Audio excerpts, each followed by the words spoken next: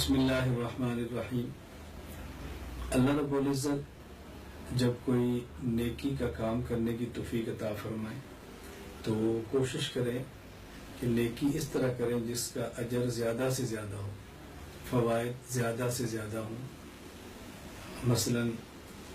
قربانی کا موسم قریب آ رہا ہے، اس موقع پر ہر وہ شخص جس پر قربانی واجب ہے اس نے قربانی کرنی ہے۔ بعض وہ جن پر قربانی واجب تو نہیں ہے لیکن پھر بھی وہ ثواب کی نیت سے کرتے ہیں۔ بعض حضرات اپنی قربانی کے علاوہ حضور اکرم صلی اللہ علیہ وسلم، صحابہ کرام رضی اللہ عنہم اجمعین، ائمہ مجتہدین اور اولیاء کرام یا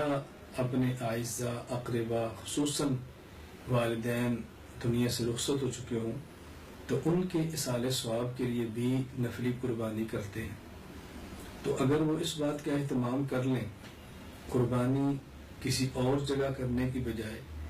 کسی ادارے کو دے دیں، مدرسے کو دے دیں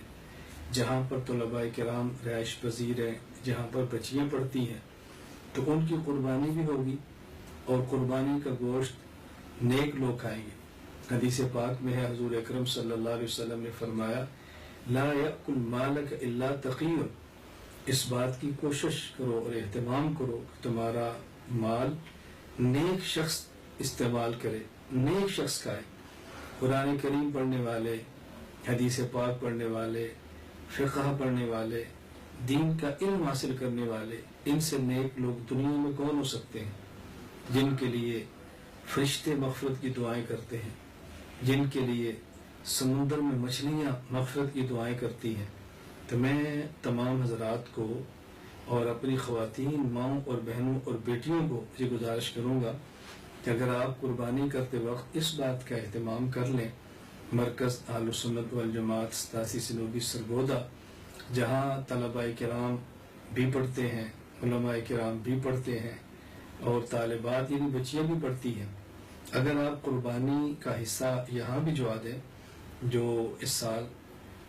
گائے یا بھینس کے اعتبار سے 10,000 روپیہ بنتا ہے، کوئی زیادہ بھی نہیں ہے، تو اس میں مرکز کے ساتھ تعاون بھی ہو جائے گا اور طلباء کرام کو گوشت بھی مل جائے گا، آپ کی قربانی وقت پر ادا بھی ہو جائے گی، تو اس کا انشاءاللہ العزیز آپ کو بھی فائدہ ہوگا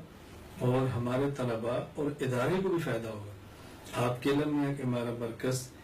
عقائد اور اعمال کی محنت کے لیے کس حد تک کوشش کر رہا ہے، یہ کوئی ٹکی چھپی بات نہیں ہے، سب کے علم میں ہے۔ تو ہر موقع پر اہتمام کرنا چاہیے کہ جس حد تک ممکن ہو آپ تعاون کریں۔ تو میں گزارش کروں گا اس موقع پر اگر آپ قربانی کا حصہ مرکز بھی جوا دیں تو انشاءاللہ العزیز آپ کو قربانی کا اجر بھی ملے گا، مرکز کے ساتھ تعاون کا اجر بھی ملے گا، طلباء کے ساتھ تعاون کا اجر بھی ملے گا اور عقائد اور اعمال کی محنت میں شرکت کا موقع ملے گا اور اس پر اجر بھی ملے گا۔ اللہ رب العزت ہم سب کو